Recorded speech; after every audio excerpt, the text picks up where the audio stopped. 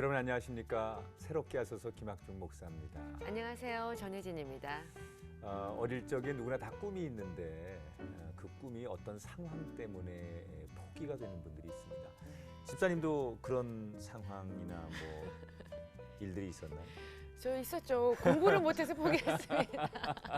하고 싶은 건 많았는데 아유, 공부를 못하니까. 공감이 됩니다. 네. 네. 이제 많은 분들이 나는 정말 하고 싶은 것이 있는데 네. 내 상황이 아니라 주변의 상황 때문에 그런 그렇죠. 꿈을 이루지 못하는 분들, 가정이 갑자기 불행해진다든지 또는 건강이 악화된다든지 네. 뭐 그런 일 때문에 자신의 꿈을 포기하는 분들이 있습니다. 그렇게 되면 사람들이 이제 좀 상처가 네, 평생 남죠. 위축되고. 네, 응어리도 좀 남고요. 그런데 참 신기한 것은요. 포기할 수밖에 없는 우리를 하나님께서는 네. 반드시 그 꿈을 이루게 해준다는 사실입니다. 네. 뭐 어떤 분이 포기는 배추 썰 때나 쓰는 말이다 이런 농담도 하셨는데 정말 포기하지 않고 네. 자신의 상황들을 이겨내신 멋진 분이 오늘 나오셨는데요. 이분이 요즘 화제가 되고 있습니다. 네. 캘리그라피 작가라는 멋진 꿈을 이루셔서 정말 아름답게 사시는 그런 주인공을 이 자리에 모셨습니다. 네, 어떤 분이신지 정말 궁금한데요. 그 주인공 화면으로 먼저 만나보시죠. 아름답다는 뜻을 가진 그리스어 캘리와 서체라는 뜻을 가진 그래피의 합성어 캘리그래피. 말과 생각을 표현하는 글자에 그림의 이미지를 담으면 단순한 글자는 아름다움을 품어낸 작품이 된다. 캘리그라퍼 한성욱 작가. 꾸준한 활동과 개성 있는 작품으로 많은 팔로워를 보유하며 나날이 큰 사랑을 받고 있다. 하나님이 주신 특별한 달란트를 복음의 통로로 사용하는 한성욱 작가를 만나봅니다.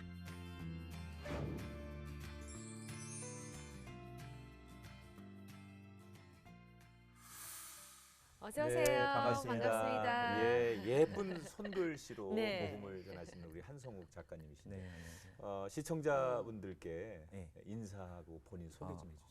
네, 알겠습니다. 안녕하세요. 저는 캘리그라피로 하나님의 말씀을 전하고 있는 한성욱이라고 합니다. 네. 지금 섬기시는 교회는 저기 독산동에 있는 주는교회라고 해서 주는교회예요. 네. 이름이 이름이 좋다. 예, 그죠? 예쁘네요. 네. 주는교회 네. 이렇게 나눠준다. 네. 네. 네, 네. 아니 근데 직업이 캘리그라피 작가신데요. 네네. 많은 분들이 캘리그라피 하면 뭔지 잘 모르시는 분들 많을 것 네. 같거든요. 네. 좀 설명 좀 해주세요. 간단하게 설명드리자면 네. 이제 손으로 음. 쓰는 그림 문자라고 이렇게 간단한 용어가 있고요. 이제 그냥 자기만의 개성을 갖고 글씨를 이제 표현하는 거라고 말씀드릴 수 있을 것 같아요. 뭐 소품에도 적을 수 있고 예, 뭐 뭐 지금 사용되는 거 보면은 머그컵에도 쓰여지고 있고 네, 네. 아니면 이제 책갈피나 아니면 뭐 간판 이런 데도 많이 네. 사용되고 있고요. 지금 앞에 그 갖고 네. 나오신 게 있어요. 이걸 보시면은 아마 시청자 여러분께서 네. 좀 이해하시기 더 편하실 것 같은데 제가 이제 이렇게 이게 바로 캘리그라피죠. 이렇게 붓펜으로 네. 붓이나 붓펜으로 이렇게 요거는 나의 말씀과 목자신이 느낌이 너무 틀린데요 또? 그래요. 같은 글씨인데도 네. 저건 또 다르다. 정말 책에서나 볼 수 있는 그런 글자들이에요. 그죠? 그 손으로 직접 쓰신 거예요? 네, 제가 직접 쓰고 와, 그 필체가 독특한데요, 되게. 네. 당신은 존재 자체만으로도 아름답습니다. 네. 이런 내용으로 사람들에게 전하고 있습니다. 아니 또 여기 지금 이게 작품이죠? 가지고 나오신 네, 거죠? 제가 오늘 여기 네. 나온다고 해가지고 네. 네. 이제 두 분께 드릴 아, 선물이 저희- 있어요. 아, 또 포장을 또 예쁘게 하셨는데요. 막 뜯어야 되는데 사실 이런 거는. 이렇게 아, 그래요? 네, 저 아니 저는 거고. 이게 뭐 저는 저희 거라고는 궁금해요. 생각 안 들고 네. 뭘 가지고 나오셨길래 작품이구나 그리고 보여드리려고 네. 했더니 제가 뜯어보겠습니다. 네. 네. 어머, 어떡해. 이야 이거 네. 이거 보십시오 이거. 이야. 자, 먼저 목사님 공개해 주세요. 안심을보다 더 잘생기셨는데. 그래요? 아 정말 마음에 듭니다. 감사합니다. 네. 자, 제가 이렇게 생겼군요. 저는요. 이야. 이거 정말 저 사실 이런 거 되게 좋아하는데 캐리커처처럼. 네, 네. 아 이거 어떻게 이걸 어떻게 저희들이 평생 이거 은혜를 갚죠? 아, 이렇게 아닙니다. 예쁜 거를 만들어 너무 주셨는데. 전해드리고 싶었어요. 이 아. 그 얼굴 그림보다는요 글씨가 너무 네. 눈에 떠 있는데 말씀이 적혀 있어요. 목사님 어떤 말씀 주셨나요? 저는 시편 73편 28절 네. 하나님께 가까이함이 내게 복이라 이런 말씀인데. 네, 오늘 진행이 전료될 것 같습니다. 네. 귀한 선물 네. 감사합니다. 네. 네. 그 사실 저희가 이제 작가님에 대해서 네. 인터넷으로도 네. 이렇게 한번 좀 자료도 찾아보고 어떤 분일까 굉장히 네. 궁금했는데 지금은 굉장히 이렇게 편안해 보이시고 그리고 굉장히 여유가 있어 보이는데 저희가 상상이 안 될 정도로 어릴 적에는 네. 굉장히 불우한 또 어려운 환경 속에서 살았다 이런 얘기를 들었습니다. 네. 어떤 일들이 있었는지 전혀 지금의 모습 속에서는 그런 과거의 모습이 떠올려지지 그러니까요. 않거든요. 너무 귀하게 자라신 모습이시거든요. 어떤 일이 있었습니까? 태어날 때는 좀 부유한 가정에서 그게 태어나게 어울리는 예, 분이에요. 지금 했었어요. 얼굴을 보면요. 예, 근데 그 뭐 TV 같은 드라마 같은데 보면은 이렇게 네. 마당이 있고 막 이렇게 테라스가 있고 그런 와. 데서 태어났었다고 정원, 하시는데 예, 네. 정원도 있고 뭐 이렇게 했었는데 저희 집이 이제 나중에 지나고 오면서 이제 망하게 되었었거든요. 그 몇 살 때까지 좀 제가 유복했습니까? 알고 있기로는 11살, 12살까지 초등학교 4학년까지는 중상치 이상으로 되게 예, 남들 부럽지 않게 살았었던 것 같아요. 네. 그럼 가장 모든 걸 다 인지할 수 있는 나이 때 힘들어지셨군요. 예, 이제 초등학교 5학년쯤에 저희 집이 이제 집도 처분하게 되고 아버지께서 하시던 사업, 장사 뭐 이런 거 다 처분하게 되시면서 저희 판자촌이라는 곳으로 들어가게 되었어요. 아니 그러면 아버님의 사업이 안 돼서 그런 겁니까? 그러니까 어머니께서 이게 옷가게 같은 거를 네. 하고 싶으셨나 봐요. 근데 네. 이제 그게 이제 판매가 잘 되어서 이게 돌아가게 되면 이제 괜찮았을 텐데 잘 판매가 되지 않는데 재고가 신상만 남죠, 예, 그러면. 계속 재고를 어. 쌓아 놓으시고 네. 돈이 없으시니까 뭐 또 돈을 또 끌어다 또 쓰셨는데 신제품을 또 예, 그렇게 사입하시고. 쌓였는데 알고 봤더니 그게 이제 집과 아버지 하셨던 그 장사 하셨던 것도 다 접어야 될 정도로 큰 돈을 손을 대셨더라고요. 그래서 하루 아침에 그 한자촌으로 이사를 가게 되었어요. 그 기억에 지금 그게 이제 다 저는 되게 또렷하게 고스란히 아직도 남는 남아 거죠. 있어요. 네. 사실 초등학교 막 아예 그냥 아주 어릴 때 유치부 시절에는 뭐 가면 기억이 가물가물할 텐데 네. 5학년 나이면은 그렇죠. 정말 모든 걸 다 생각할 수 있는 나이인데 네. 갑자기 판자촌에 가게 되셨는데 네. 어떠셨어요? 그래서 처음에 갔을 때는 뭐 부모님하고 함께 거기 있으면 네. 뭐 그렇게 어려우지는 않을 거라고 생각을 했었어요. 근데 막상 판자촌을 갔는데 이제 돈이 없으셨으니까 어머니께서는 또 노래방 알바 이런 거 카운터 보시는 네. 알바를 하시려고 야간에 나가시고 그리고 아버지께서는 또 이제 하시던 이제 장사를 접으셨으니까 도배를 그때 이제 배우셨어요. 네. 근데 그때 도배가 한창 지방에서 많이 하는 일들이 있어가지고 건설 네. 붐이 그러니까 일어나고 뭐 네, 네. 아파트 지방도 짓고 뭐 이런 데가 네. 있어가지고 그런 데서 일하시느라고 집에 안 들어오시고 그래서 결국엔 저는 판자촌에서 혼자 1년 정도 혼자 그러면 살았던 것 같아요. 이렇게 가족이 부모님 외에는 형제도 네, 따로 저 외동아들. 외동아들. 네. 그렇게 되시다가 나중에 알게 된 사실인데 이혼도 그때 당시에 하셨었고요. 아, 그러니까 굉장히 이제 부모님도 뭔가 열악하게 우리가 알지 못하는 또 네. 자포자기 그리고 또 부부간에 있는 갈등 네. 이런 것들 때문에 자식을 또 돌볼 수 있는 상황들이 아니었고 네. 그러나 하여튼 어린 아들이 그런 모든 피해를 아픔을 고스란히 짊어졌는데 그렇게 혼자 살면 아무리 어려도 외로움이라는 거 느껴지고 그쵸. 네. 또 이게 참 인생이 힘든 거구나라는 네. 것을 어렴풋이 많이 느꼈을 텐데 그래도 그 암울하고 힘든 상황 속에서 나한테 힘이 되어준 게 있었다면 어떤 게 있었습니까? 그림 그리는 게 너무 좋았어요. 오. 그러니까 혼자 있을 때 그냥 계속 그림을 그렸던 할 거 거 없으니까. 네. 그죠? 뭐 집에 친구도 뭐 없고. 전기도 잘 뭐 안 들어왔었던 것 같고 근데 낮에 이렇게 친구도 이제 말씀하신 대로 없었고 그러다 보니까 그림을 그렸고 만화 같은 거 보면은 만화 따라 그렸고 잡지책 같은데 모델 이렇게 서 있잖아요. 그런 거 보면은 그런 거 열심히 혼자서 그려보고 그렇게 이게 한 어떻게 것이 보면은 그 불우한 환경 때문에 네. 미술이라고 하는 것을 유일한 탈출구로 네. 갖게 되고 그것이 나한테 있는 재능을 발견하고 꽃피우고 지금의 우리 작가님을 있게 만들었을 텐데 네. 예. 그러면은 그렇게 이제 따라서 무작정 어리게 이제 그림을 그렸는데 네네. 이게 정말 나한테 내가 예를 들어 공부를 좀 해야 된다든지 뭐 이걸 앞으로 내가 계속 좀 발전시켜야 되겠다라고 하는 그런 계기가 분명히 조금 성장하면서 있었을 것 같은데요. 그렇죠. 네.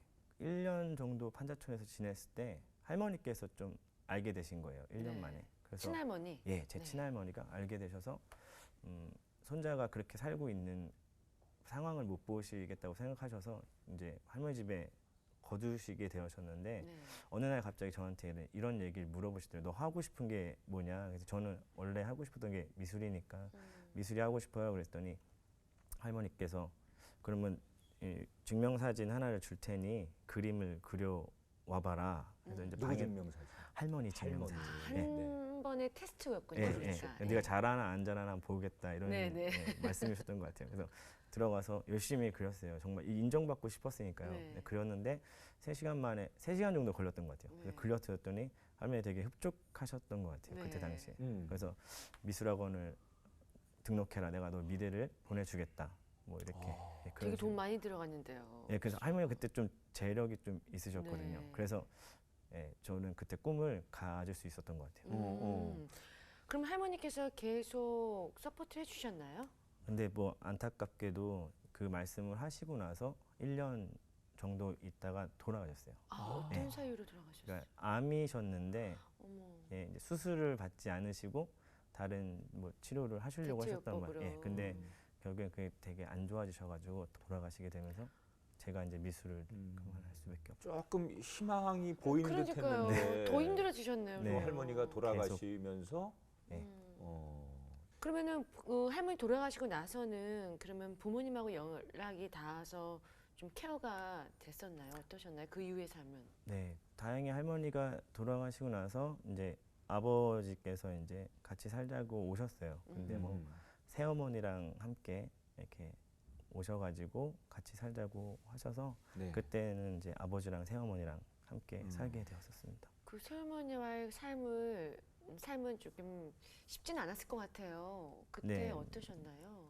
그때 새어머니께서 교회를 나가시던 분이었던 것 같아요. 네. 본인은 그때 몇 살이셨어요? 저는 그때 중학교 2학년이니까 사춘기 한참 네. 때였고. 그때 새어머니께서 교회를 나가시던 분이셨는데 생활할 때 많이 느껴졌던 게 뭐였냐면은 아버지께서 모든 생활을 다 책임지시고 뭐 네. 집안일 다 하시고 뭐 그런 집안일까지도. 그렇게 네. 제 도시락도 다 싸주시고 그런 모습 보면서 좀 그 새어머니 때문에 교회에 대한 반감도 많이 생기고 결국엔 그때 당시에 제가 아마 자폐 증세도 좀 생겼었고 아. 그러니까 세상하고 분리되고 싶었던 마음이 되게 많아져가지고 방 안에만 있고 한마디로 새어머니로부터 사랑을 받지 못하셨었군요. 네, 좀 그런 게 거의 없었었어요. 여러 가지 이제 아마 그 지금 얘기를 네. 들어보니까 어릴 때부터 외롭고 고독하고 이런 것들이 이제 쌓이고 쌓여서 네. 증세가 나타났을 텐데 새어머니와의 관계 속에서도 이제 친엄마에 대한 기억이 있을 거고 또 그런 아버지에 대한 원망도 있을 거고 네. 그래서 원만치 않게 그렇게 그 사셨지만 그래도 아버지라는 울타리 속에 있다가 네. 나이가 좀 먹어서 네. 가출을 하셨다는 얘기 들었어요. 네, 그 고등학교 때는 가출을 생각 안 네. 하고 있었어요. 근데 이제 뭐 아버지께서 결국에는 새어머니랑도 헤어지시게 되셨어요.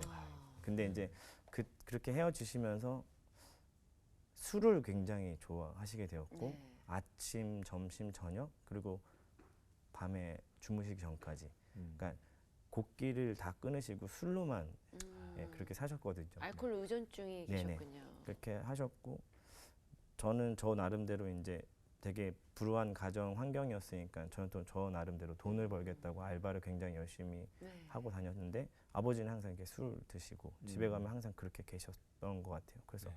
너무 그 상황이 도망가고 싶은 상황이었었고 그래서 결국에는 22살에 아이고. 아버지한테 말도 안 드리고 그냥 집을 나가 버렸어요. 그 22살이면 뭐 이제 성인이니까. 그러니까요. 네. 근데 이제 사실 사춘기 때 되게 뭐 방황하고 가출하고 애들이 그러는데 사춘기 때는 잘 넘겨놓고 네. 뒤늦게. 네, 뒤늦게 이제 가출이라는 걸 네. 하게 됐는데 사실 우리한테 아버지라고 하는 존재는 그렇죠. 뭐 어려워도 또 힘들어도 아버지라는 존재가 있으면 네. 그 존재만으로 또 위로가 되고 그렇죠. 살아계시면 힘이 되는데 그 이후에 안타깝게도 아버님이 먼저 세상을 떠나셨다는 얘기를 네. 들었습니다. 연락을 다 끊고 네. 결국에는 그때 휴대전화도 있었는데 아버지께 안 알려드리고 새 휴대전화를 만들고 그렇게 1년 가까이 나가 있었었는데 아버지께 이제 가끔가다 전화를 드렸어요. 공중전화로 제 연락처를 알려드리고 싶지 않아서. 근데 이제 가끔 연락은 드려야겠다 생각해서 연락을 드렸는데 아마 그때 어버이날이었었던 것 같아요. 어버이날 그래도 생각이 나서 아버지께 전화를 드렸더니 때마침 그때 좀 취하시지 않으신 날이었던 것 같아요. 네. 그래서 아버지 저 다음에 조만간 들어가도록 할게요. 그때까지 좀 계세요. 이렇게 말씀을 전해드렸는데 그 전화 드리고 나서 한 달 있다가 길에서 돌아가셨어요. 어떤 사유로 돌아오셨나요? 소라빵에 안에 있는 그 초코크림 같은 거 네네. 있잖아요. 네. 그게 이제 드셨는데 그게 이게 사례가 걸리시면서 칵 하면서 이제 소라빵 그 크림이 기도를 막아버린 네. 거예요. 근데 오랫동안 술을 드셨고 담배도 되게 오랫동안 피셨다 보니까 이 기도가 굉장히 약해지셔서 네. 이거를 뱉어내실 수 없는 힘이 안 예, 되셨군요. 그런 상황이어서 길에서 그날따라 아버님이 또 아드님 오신다고 하면서 네. 그렇게 집에 가셨다고. 네, 친구분들하고 약주를 이렇게 하시던 중간이었는데 보통 네. 이제 그렇게 되면 되게 늦은 시간까지 술을 드시고 이어지죠. 집에 오셨다고 하는데 그날따라 이제 같이 드시던 분들한테 오늘은 우리 아들이 오기로 했다고. 근데 저는 그때 연락을 안 드렸었거든요. 근데 아버지께서 친구분한테 그렇게 말씀하시고 제가 좋아하는 뭐 소보루빵이나 이런 빵들을 다 사가지고 가셨다고 나중에 전달받게 되었어요. 그럼 아버님의 이제 그 임종이나 장례도 임종을 제가 못 받고, 못 받고 둘째 날 음. 남부경찰서에서 저한테 전화가 왔죠. 네. 아버지가 돌아가셨으니 지금 빨리 와라 해서 처음에 믿기지 않았고 누가 장난치는 줄 알았어요. 네네. 근데 이제 막상 또 가보니까 정말로 아버지께서는 이미 돌아가셨더라고요. 그 여러 가지 생각이 들었을 것 같아요. 네, 저도 이제 부모님이 다 먼저 두 분 다 소천하셨는데 우리가 부모님께 그 효도를 하고자 할 때는 네. 부모님께서는 그 시간을 기다려 주시지 않잖아요. 네, 그죠? 맞아요. 근데 지금은 조금은 아버지의 마음을 좀 이해하실 수 있을 것 같아요. 네, 제가 일단 지금 결혼도 했고 자녀도 생겼다 보니까 그때 당시에는 아버지가 왜 저렇게 살아야 되지? 좀 다른 아버지들처럼 좀 열심히 일도 하시고 네. 좀 이렇게 하나밖에 없는 자녀인 저한테 좀 관심도 가져주시고 그랬으면 얼마나 좋을까. 그런 마음에 아마 저는 가출을 했던 것 같은데 네. 지금 제가 가정을 꾸리고 자녀를 키우다 보니까 느껴지는 건 아버지께서 굉장히 외로우셨구나라는 걸 제가 이제 알 것 같아요. 그렇죠. 네. 그리고 삶이 그렇게 평탄하진 않으셨잖아요. 네. 굴곡이 있으셨는데 네. 그래서 누군가에게 하소연하고 싶으셨을 것 같고 네. 또 얘기할 곳을 찾았지만 결국엔 얘기할 곳이 없었고 가족도 없고 그러다 보니까 결국 찾게 되는 게 술밖에 없으셨던 것 같아요. 네. 지금 생각해 보면은 그때 그런 말동무가 왜 되어드리지 못했었나, 네. 왜 아버지의 마음을 그렇게 알아주지 못했었나라는 좀 후회도 생기고 예. 결국엔 그게 아버지 임종도 보지 못하는 예, 일로 또 이어지게 된 것 같아요. 본인도 그런 아버지를 이해하고 아버지의 그 눈가 속에 있는 삶의 그쵸. 아픔을 볼 수 있는 나이가 아니었기 때문에 맞아요. 네, 그래서 아마 그랬을 거고 그러나 이제 그런 건 문득문득 후회가 될 것 같아요. 아까 말씀 주신 대로 아버지에게 전화번호 알려주고 싶지 않아서 공중전화로 전화하는 그런 그게 사실 아버지에 대한 사랑도 있지만 때로는 막 속상한 이런 것들이 네. 배어서 그런 네. 행동들을 했을 텐데 아버님이 돌아가신 다음에 뵐 수 없잖아요. 네네. 그래도 한번 정말 내 입 밖으로 아버지 정말 사랑했습니다. 그리고 또 아버지 정말 죄송했습니다. 마음속은 늘 있었겠지만 네. 그런 고백을 어디선가 할 수 있는 기회가 참 없었을 텐데 네네. 오늘 방송에 나오셨으니까 또 이런 고백을 담담하게 하나님 앞에서 하셨으니까 네. 정말 아버님이 계신다고 생각하고 방송을 통해서 네. 아버님한테 정말 하고 싶었던 이야기, 못다한 이야기들. 네. 그리고 죄송한 마음 이런 거 이렇게 좀 마음속에 있는 걸 꺼내서 다 고백하시면 저는 우리 작가님도 좀 자유해질 수 있지 않을까 맞아요. 그런 생각이 들거든요. 네. 한번 용기를 내서 해보시겠어요? 네. 카메라 보시고요. 네. 누구보다 좀 힘드셨을 텐데 그때 제가 좀 저만 생각했었던 것 같아요. 어디에 계신지는 잘 모르지만 아빠 아들이어서 되게 감사했고 고마웠고 아빠의 사랑 덕분에 제가 지금 이렇게 살아가는 거라고 전 지금 생각하고 있어요. 나중에 꼭 뵀으면 좋겠는데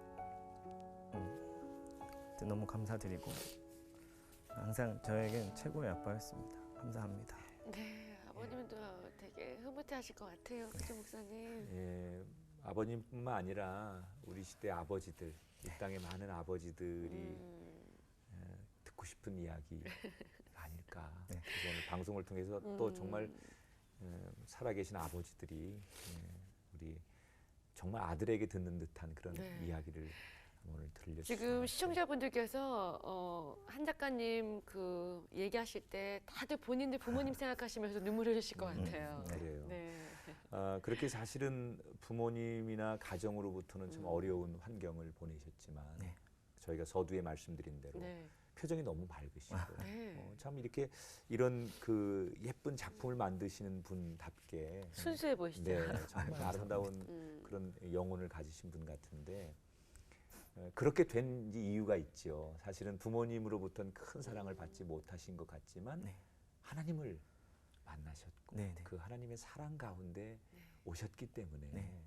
우리 작가님이 지금 이렇게 서 있는데 궁금합니다. 그런 환경 속에서 어떻게 언제 하나님을 만나셨는지. 제가 아마 삶에서 가장 밑바닥이었을 때였었던 것 같아요. 아버지 돌아가시고 되게 이제 뒤늦게 군대도 갔다 오고 집도 다 없어진 상태에서 네. 이제 딱 나와서 이제 학원에서 이게 기생하면서 숙식을 제공받던 그런 시즌이 있었거든요. 그때가 기간이 있었는데 그때 우연히 이제 미니홈피 그때 당시에 있던 미니홈피 쪽을 보다가 네. 어떤 형님께서 이런 글을 남겨놓으셨더라고요. 교회를 나갔더니 굉장히 안정적인 마음을 갖게 되었다. 근데 제가 그때 너무 이렇게 막 격동하는 그런 네, 마음을 갖고 있었거든요. 뭐 아무것도 가진 게 없고 그런데 그 형의 그 글을 봤더니 안정적이 된다는 말이 있어서 그 교회를 제가 제 발로 나가게 되었던 것 같아요. 네, 네. 그때 당시. 그 친구의 그 형님의 그 문구로 네. 마음에 움직임이 있어서 가시게 됐는데 네. 교회 처음 가셨을 때 어떠셨어요? 교회 처음 갔을 때 되게 신기했었어요. 막 말씀을 듣고 있는데 막 제 얘기를 본인 막, 얘기를? 네, 목사님께서 네. 제 얘기를 하시는 것 같더라고요. 그래서 네. 한번 예를 들면은 처음에 교회 나갈 땐 제가 술이나 담배 뭐 이런 거를 전혀 안 끊을 때여서 가지고 네. 전날 이제 과음을 하고 교회를 이제 이렇게 나갔는데 네. 목사님께서 술 취하지 말라 이런 말씀을 네, 전해주시는 그 시간에? 거예요. 네, 네. 그리고 뭐 어느 때는 뭐 이렇게 좀 이렇게 성격이 막 불같아질 때도 있어서 그러면 뭐 노하지 말라 이런 말씀도 하시고 그래서 저는 제 아는 지인들이 네. 목사님한테 성욱이가 이렇게 살았어요 어저께 이렇게 이렇게 말을 전해 주시는 줄 알았어요. 너무 신기하게도. 네, 너무 그때 네. 딱 맞춰서 그런 얘기를 하시니까 저는 되게 신기하고 저에게 주시는 메시지구나 그런 생각을 하게 되었고 네. 그때부터 이제 신앙생활 좀 열심히 시작을 하게 되었던 거. 그럼 그때 나이가 20대일 텐데 27이었습니다. 27살에 이제 교회를 그렇게 해서 발걸음을 옮기시게 되고 네. 정말 아무것도 지금 보니까 모르는 초신자예요. 뭐 교회도 익숙하지 않고 신앙이라는 것에도 눈을 뜨지 않은 그런 상황이었는데 저희가 이제 저희 작가님들하고 인터뷰한 내용을 들어보니까 그렇게 신앙생활을 하면서 신앙생활이 조금 진행되는 과정 속에 하나님을 원망하셨다 그래요. 왜 하나님을 원망하셨습니까? 하나님께 기도하는 이제 그런 시간이 어떻게 저도 이제 기도라는 것을 알게 되고 기도를 네. 하는데 불현듯 저의 마음에 그런 생각이 들더라고요. 저 왜 이제야 저를 불러주셨냐는 진작에 불러주시지. 네. 좀 어렸을 때 좀 불러주시고 좀 아버지 살아계실 때 좀 불러주시지. 제 마음에 굉장히 짐이 되었었거든요. 아버지를 전도하지 못했다는 것이 이미 끝난 상태에서 제가 이제 교회를 오게 되었어요. 근데 그래서 엄마의 기도를 되게 오랫동안 했었던 것 같은데 하나님께서 응답을 주셨는데 솔직히 제가 어렸을 때부터 커오면서 전도를 되게 많이 친구들이 했었어요. 근데 그때마다 제가 난 교회 안 나갈 거야 했는데 그 친구들이 포기하지 않잖아요. 네. 전도를 꼭 전해야 되니까 계속 하니까 저도 나름대로 이 말을 좀 듣고 싶지 않은 그런 마음이 있었나 봐요. 그래가지고 제가 했던 말이 아버지가 돌아가시면 교회 나갈게. 친구들한테. 네. 어릴 때. 네, 왜냐면 우리 집안 유교 집안이고 내가 또 장손이니까 일단 제사를 지내야 되는 사람이니까 근데 우리 아버지가 허락을 안 하실 것 같으니까 내가 아버지가 돌아가시면 교회 나갈게 이렇게 얘기를 했었는데 그 일을 기억하게 하시더라고요 하나님께서. 네. 그때 제가 이제 하나님께 막 얘기를 했던 게 하나님 왜 이제서야 저를 불러주셨어요? 아버지 돌아가셨고 저에게 아무것도 없고 이제서야 저 불러주시면 어떡해요? 라고 했을 때 하나님께서 저한테 말씀하셨던 거는 네가 그렇게 얘기하지 않았니? 라고 저한테 응답을 주셔가지고 그래서 너를 그때 부른 거야 라고 말씀하셨어요. 그래서 한편으로는 되게 씁쓸하면서도 한편으로는 그래도 하나님 저한테 어떤 계획이 있으셨구나라는 생각을 했고 그만큼 저를 또 생각하셨구나. 제가 믿지 않은 상황에서도 하나님 저를 다 보고 계셨고 이끄시려고 계속해서 지켜보셨구나라는 생각을 하게 되었어요. 네, 육의 아버지는 가셨어도 네. 진정한 우리의 아버지를 만나신 거잖아요. 네. 그러니까 사실은 그때 그렇게 힘들 때 나는 하나님을 모를 때였지만 하나님은 그 얘기 다 듣고 계셨고 맞아요. 함께 하셨다는 네. 네. 형제와 함께 되는 네. 증거겠죠. 네, 그게. 네. 네. 하나님을 만나시고 가장 많은 변화가 있었을 텐데 가장 큰 변화는 아내분을 교회에서 만나셨어요. 이야, 네. 최고의 복을 받으셨죠. 그러니까 네. 가장 큰 변화죠. 복의 네. 복을 받으신 겁니다. 가정을 이루는 건데 어떻게 네. 만나신 거예요? 그때 당시에 뭐 제가 뭐 돈도 그렇게 잘 버는 상태도 아니었고 네. 그래서 누군가를 만나는 것도 되게 부담스러웠을 때였었거든요. 자존감이 좀 이렇게 떨어져 있었던 굉장히 많이 떨어져 때였겠죠. 있었고 네. 그래서 그런 생각 전혀 못 하고 있었는데 제가 이제 교회를 나갔는데 저희 교회 청년부 부회장이었어요. 청년부 부회장이면 인기 이야, 절정인데요. 네. 그러면 뭐 최고죠. 네. 네. 그래서 저희 와이프가 이제 제가 이제 캐리커처를 하는 걸 네. 알고 저한테 이제 캐리커처 좀 그려달라고 이렇게 얘기를 전해주면서 제가 또 이제 가만 있어봐. 요거는 좀 이제 우리가 한번 따져봐야 돼요. 정말 캐릭터가 필요해서 그런 거냐? 네, 접근 방법에 네, 있어서. 요게 그러면 뭐 이렇게 음. 그 전에 소위 젊은 사람들끼리 이렇게 그 요즘 친구들이 뭐 이렇게 뭐가 텔레파시가 오고 가고 썸 탄다고 네, 그러는데 네, 네. 그런 게 좀 있었습니까? 서로가 형제님도 그 자매님에 대해서 좀 관심이 있고 저 자매가 나한테 좀 이상한 눈빛을 보낸다 이런 게 느껴졌습니까? 네, 캐리커처 부탁이 아마 그냥 표면적인 얘기였었고 네. 아마 그런 거라고 저도 이제 짐작을 하게 아. 네. 여기 딱 왔을 때 아 네. 요거는 그 그냥 표면적인 거 진짜 네. 이유는 네. 나를 좀 이렇게 그 한 번 만나보고 싶어 만나고 하는구나. 싶다 하는 그 거예요. 자매님이 약간 아. 눈에 띄셨어요? 뭐 네, 뭐 그렇다고. 그러니까 우리 작가님도 이제 그 싫지 않았던 거죠. 네, 네, 네. 좋았어요. 음. 네, 그래서 캐리커처를 그려주면서 네. 이제 그 와이프가 저한테 이제 뭐 사귀자 이렇게 얘기를 했는데 네. 그게 좀 여자가 그렇게 고백하기는 좀 그런 것 같다고 해서 제가 다시 고백을 하고 얘기를 했었어요. 네. 어. 아니 근데 그 지금 아내 되신 분이 네. 다른 자매한테 그 한 작가님 뺏길까봐 먼저 제시했다는 얘기 들었어요. 아, 그것도 들으셨어요? 네. 저희가 다 여기 뒷조사를 굉장히 많이 하는 네, 사람입니다. 뭐 아니. 저는 잘 모르겠는데 그때 당시에 네. 이제 많은 자매님들이 이야. 그랬다고. 본인 입으로는 또 말하기 네, 힘드셔가지고 네. 그러셨을 거예요. 방송에 나가면 좀 이상할 것 같은데. 네. 네. 아무튼 네. 네. 아니 인상도 참 좋으시고 네. 그리고 이렇게 미술을 하면서 뭔가 신앙적으로 안정되게 살아가는 모습들이 일반 자매님들에게는 꽤 호감이 있는 그런 대상이었을 것 같아요.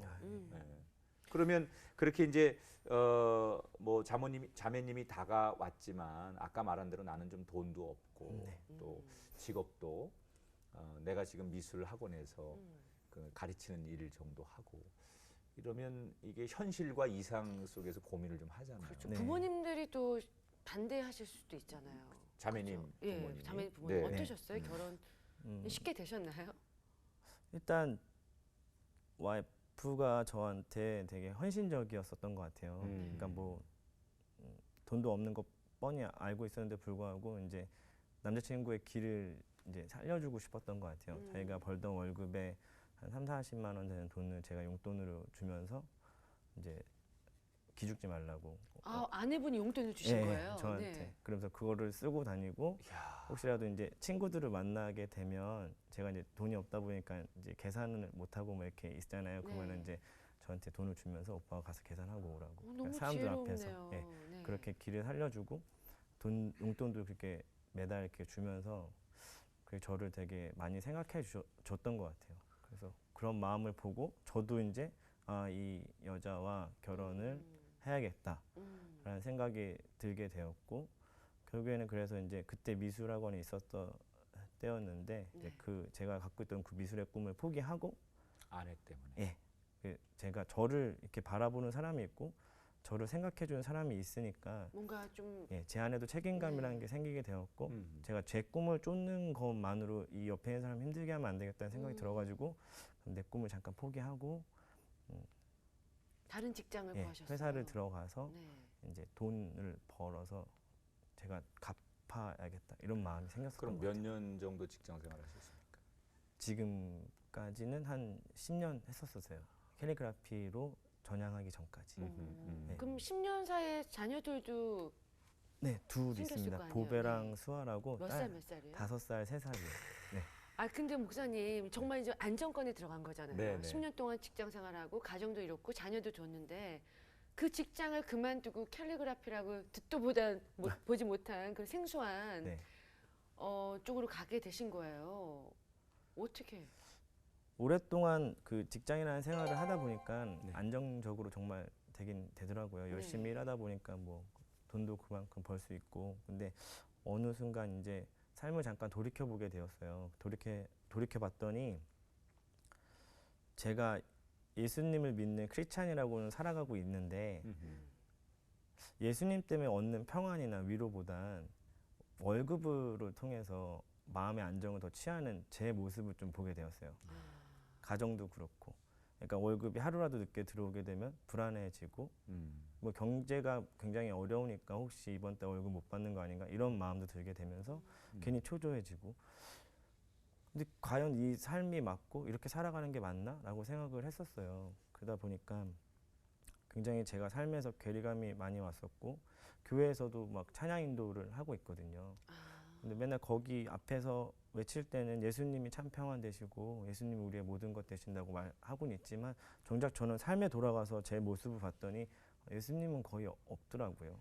그냥 오로지 저에게 재정이 채워지면 그게 하나님의 은혜라고 생각했었고 그런 식으로 저는 많이 마음이 쏠렸던 것 같아요. 그러다 보니까 제 삶을 다시 돌아봤을 때 너무 좀 이건 아닌 거 아닌가라는 생각을 들게 되었던 것 같고 그러다 보니까 고민을 하게 되어서 결국에는 캘리그라피라는 것을 해야겠다 생각했던 것 같아요.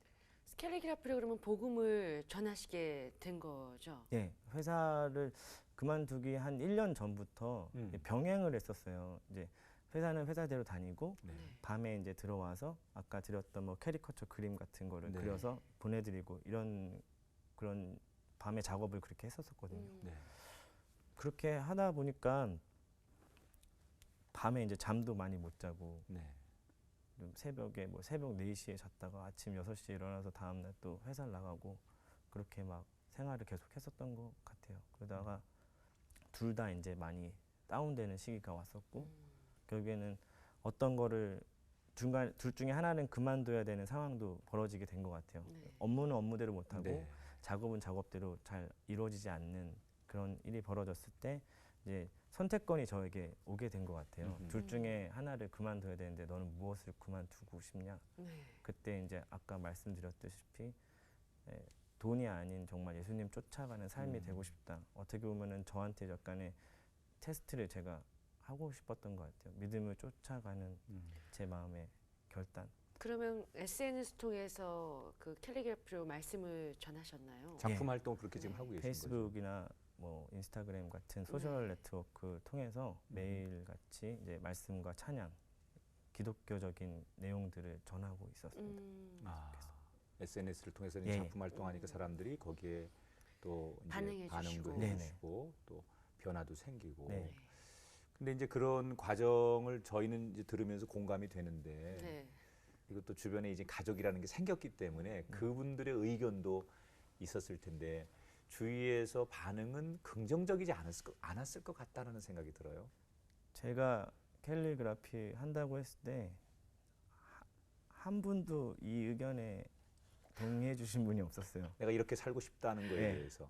그럼 많은 분들이 저한테 가족은 어떻게 먹여 살릴 거고 심지어는 저한테 그 글씨 얼마 쓴다고 해가지고 네 삶이 그렇게 달라지겠냐라고 얘기하신 분도 계셨었고 그래서 그렇게 말씀하신 분들 되게 많았고 심지어는 저희 와이프도 네, 굉장히 반대를 했었어요. 그래서 원래 제가 일을 그만둔다고 했을 때 일을 그만두는 거는 와이프가 찬성을 했는데 다른 직장을 구할 줄 알았던 거예요. 네. 근데 제가 이제 얘기를 했었죠.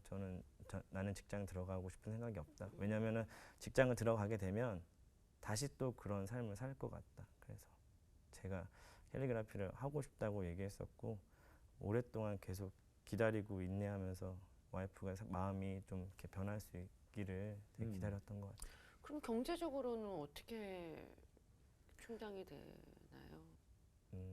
그만둔 지 4개월 정도 됐는데 네.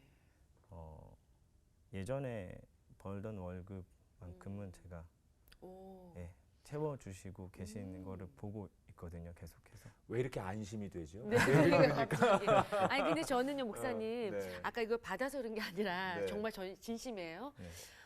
아 제가 이제 추석도 다가오고 네. 그리고 앞으로 이제 무슨 집 초대 받을 때나 그 선물할 때 정말 그냥 휴지 사들고 가는 게 그냥 관례잖아요. 네. 그거보다는 성경 말씀을 음. 예쁜 액자에 담아서 네.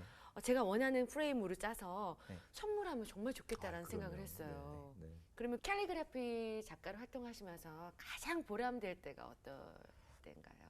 아무래도 저는 크리스찬이다 보니까 네.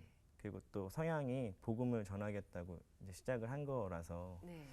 그래서 저는 처음에 페이지나 이런 거 시작했을 때 크리스찬들만 제 글을 볼 거라고 생각했었어요. 네. 근데 우연찮게 알게 되었는데 크리스찬이 아니신 분들도 제 글을 계속해서 보고 좋아요를 하시고 계셨더라고요. 그래서 어떤 계기가 돼가지고 한번 물어보게 된 시간이 있었어요. 네. 어떻게 이렇게 제 글을 보고 계시냐, 크리스찬이 아니신데 네. 했더니 그냥 글씨가 이쁘고 볼 때마다 이렇게 따뜻한 감정을 느끼는 것 같아서 그냥 계속해서 보고 계시고 좋아하고 계시다고 하시더라고요. 그때마다 정말 아 이게 크리스찬을 위한 공간이라고 생각했었는데 그게 오히려 복음을 전할 수 전하는. 있는 그리고 거부감이 안 들고 편안하게 받아들일 수 있는 그런 사역이 되어 수 있었구나라는 생각을 그때 좀 하게 되었던 것 같아요.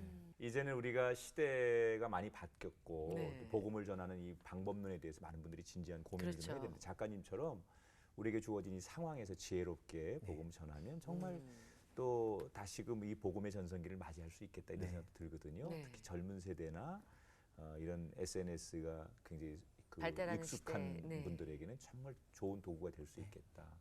오늘 얘기 들으면서 네. 많은 분들이 지금도 이런 고민을 할 것 같아요.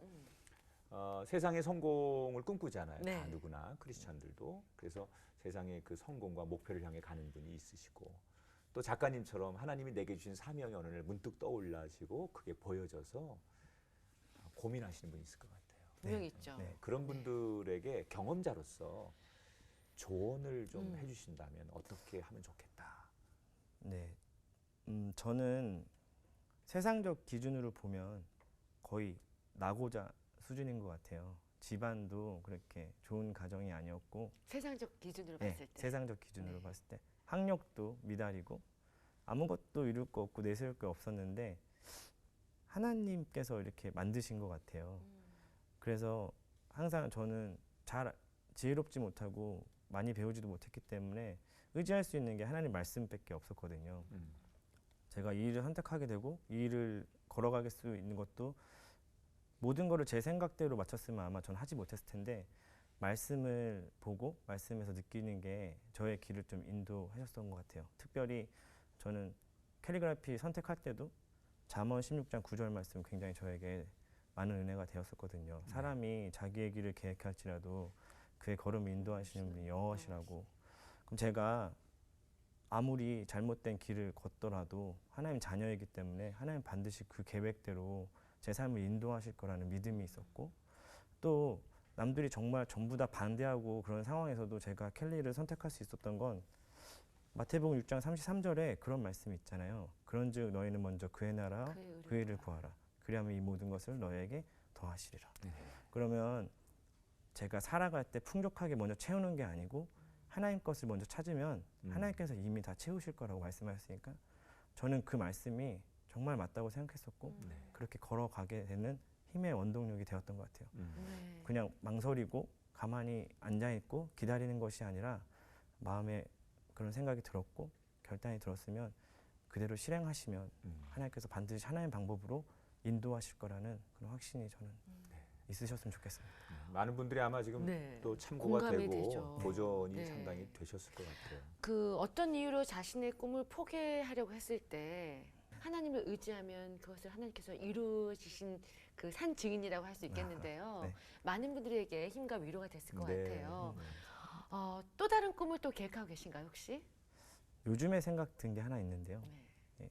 다른 언어로 캘리그라피를 하고 싶은 생각이 조금 그럼 들게 영자, 뭐 네, 중국어, 뭐 영자도 있고 중국어도 있고 특별하게 요즘 들어서 생각드는 거는 히브리어를 좀 써보고 그 아랍 쪽에 계신 분들에게 제가 갈 수는 예. 없잖아요. 근데 그거를 제가 그 언어를 좀 배우고 제가 캘리로 좀 연구를 해서 써보면 페이스북을 통해서라도 아니면 이 소셜을 통해서라도 네. 그들에게 이렇게 복음이 전달될 수 있는 방법이 생기지 않을까? 그래서 그거를 좀 공부해보고 싶은 생각이 좋은 좀- 생각인 것 같아요. 네. 이제 특히 저는 이제 오늘 작가님 뵈면서 네.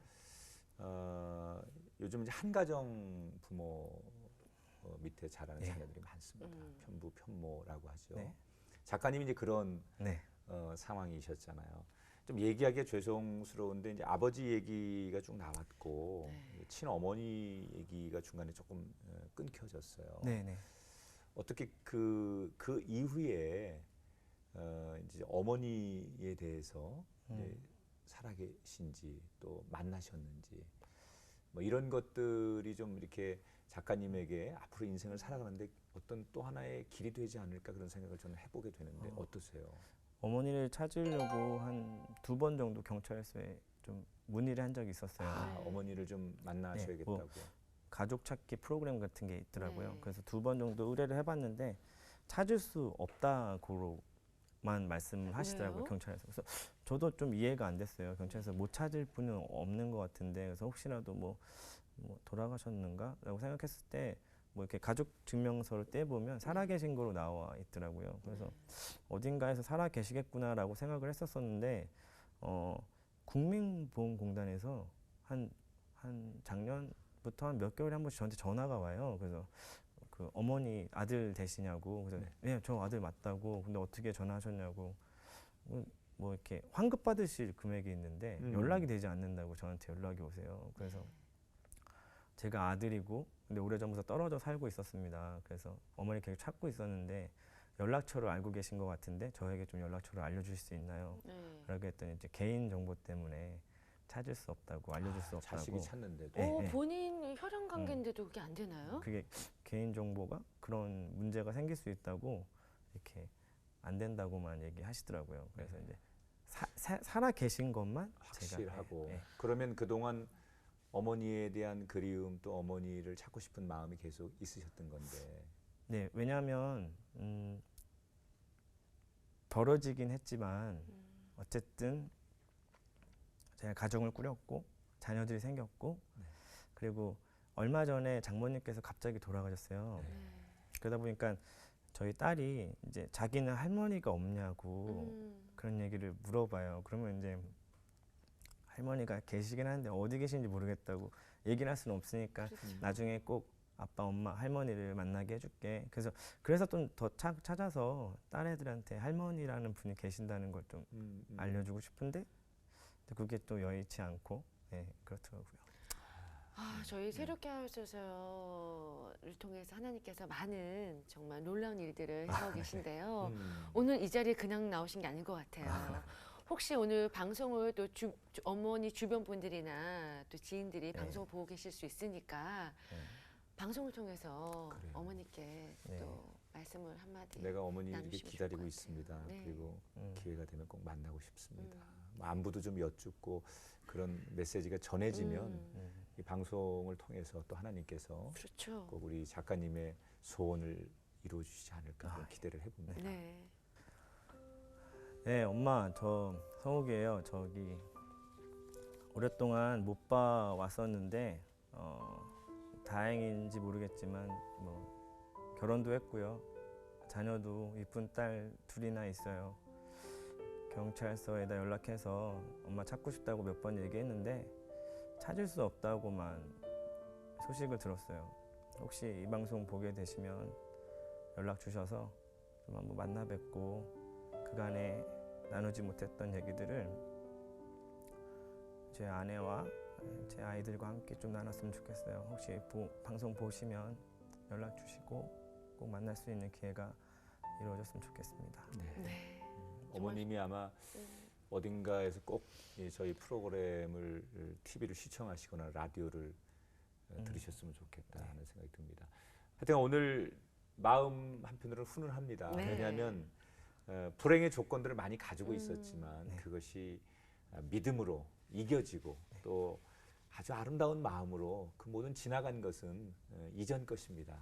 새롭게 되어지는 그 과정을 고백해 주셨기 때문에 저희는 들으면서도 오히려 저희가 위로가 되고 또 축복을 해드리고 싶습니다. 꼭 소원하시는 대로 어머니도 만나셨으면 좋겠고 그리고 이 캘리그라피를 통해서 정말 저는 아까 그 얘기 들으면서 깜짝 놀랐어요. 네. 아랍 사람들에게 맞아요. 그런 복음을 전할 수 있는 언어와 기회. 그림을 통해서 네. 복음을 전하시려고 한다는 얘기를 듣고 사실 맞다라는 그런 동감이 들었는데 그런 비전들이 이루어지시는 그런 작가님으로 걸어가실 수 있도록 저희가 응원하고 축복해 드리겠습니다. 네. 오늘 함께 해주셔서 너무 고맙습니다. 감사합니다. 감사합니다. 네, 감사합니다. 네. 네, 오늘 한성욱 작가님과 얘기를 나누면서 느낀 것이 있습니다.